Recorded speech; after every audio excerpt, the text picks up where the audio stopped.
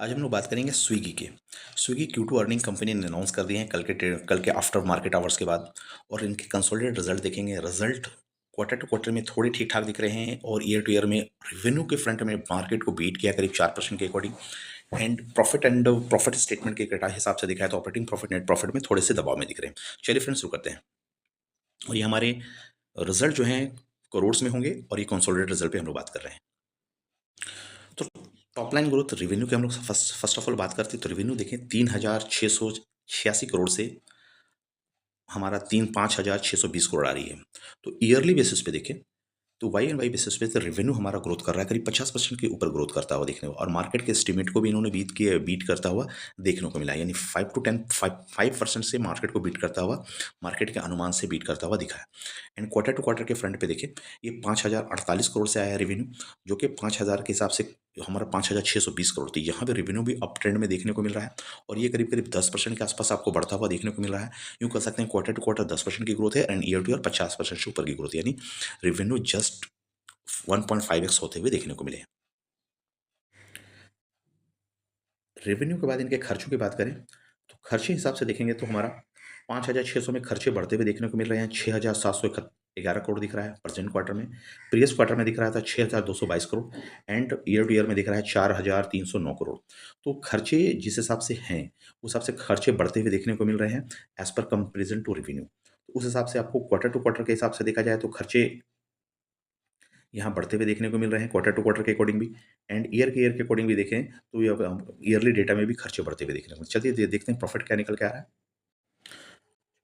खर्चों की बात करें, खर्चे तीनों ही क्वार्टर में क्वार्टर टू क्वार्टर ईयर में बढ़ते हुए देखने में, मतलब तीनों ही फ्रंट में देखते हैं। ऑपरेटिंग प्रॉफिट बिफोर टैक्स देखा जाए तो नुकसान देखने को मिल रहा है। तो 626 करोड़ का नुकसान है, नेगेटिव में फिगर है। एंड 1,197 करोड़ और 1,092 करोड़। तो साल दर साल के हिसाब से देखा जाए, जिस हिसाब से कि खर्चे हैं तो नुकसान कितने दिख रहे हैं प्रॉफिट बिफोर टैक्स में, तो साल दर साल के हिसाब से 44% का नुकसान देखने को स्विगी को मिलता हुआ देखने को मिलता है। नेगेटिव ग्रोथ आई हुई है। अगर क्वार्टर टू क्वार्टर को देखें तो ये नुकसान, ये ग्रोथ आपको बढ़ता हुआ देखने को मिला है। ये खर्चों में कमी आई है, आते हुए देखने को मिली है। इस हिसाब से इसको देख सकते हैं। प्रॉफिट हमारा कम है, यानी 1,197 से 1,092 करोड़ आए हैं। तो आप वो देखे सकते हैं ग्रोथ के हिसाब से 16.4%। तो उस तरीके से बोल सकते हैं स्विगी क्वार्टर टू क्वार्टर में आफ्टर प्रॉफिट बिफोर टैक्स तो नुकसान तो हुए, खर्चे तो बढ़े हैं। इस हिसाब से प्रॉफिट बिफोर टैक्स नेगेटिव में फिगर तो है, लेकिन वो थोड़ी सी इंप्रूव होती हुई देखने को मिली है। इनकी नेट प्रॉफिट की बात करें,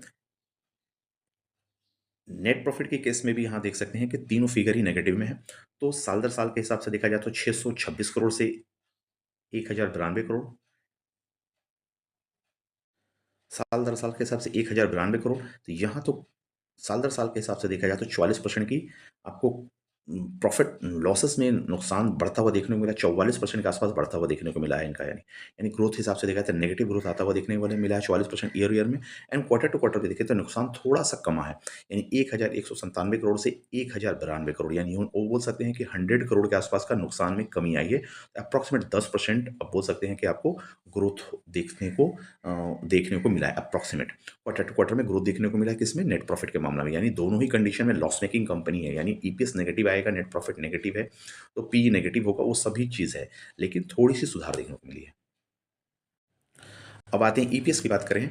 ईपीएस की बात करें 2.8 रुपीज़ से 5.04 रुपीज़ एंड 5.40 से 4.59 रुपीज़। तो साल दर साल के हिसाब से ईपीएस को देखें 74% का नुकसान देखने को मिल रहा है, डाउन साइड देखने को मिली, और ईपीएस नेगेटिव है। एंड क्वार्टर टू क्वार्टर के हिसाब से देखें इसी ईपीएस को कंपैरिजन करते हुए तो यहाँ हम लोगों को देखने को मिला कि 8% का इंप्रूवमेंट देखने को मिल रहा है। तो ईपीएस इस हिसाब से बोल सकते हैं तो क्वार्टर टू क्वार्टर थोड़े से नेगेटिव ईपीएस तीनों ही कंडीशन में है, क्वार्टर और ईयर बेसिस पे। लेकिन कंपैरेटिव में देखा जाए तो क्वार्टरली बेसिस पे ईपीएस में इंप्रूवमेंट देखने को मिलता है, नुकसान थोड़ा कम देखने को मिला है। यानी 5.04 से 4.49, यानी नुकसान कम वाले पोजीशन पे दिख रहे हैं। यानी क्वार्टरली बेसिस पे थोड़े इंप्रूव होते हुए देखें, लॉसेस कवर करता हुआ देखने को मिला है कंपनी का। देन क्वार्टरली बेसिस पे अगर देखा जाए इनकी इबिटा मार्जिन भी इंप्रूव होते हुए देखें। इबिटा मार्जिन इंप्रूव क्या है, यानी 15.8% नेगेटिव जो इबिटा मार्जिन आ रहा था, जो कि भी इबिटा मार्जिन आ रहा है 12.01। तो अप्रॉक्सीमेट बोल सकते हैं कि इबिटा मार्जिन नेगेटिव में ही है, लेकिन इंप्रूव होते हुए मिल रहे हैं। थैंक यू फ्रेंड्स, मिलते हैं अगले वीडियो में, तब तक के लिए बाय बाय। चैनल को लाइक करें, कमेंट्स करें और सब्सक्राइब करें। Thank you.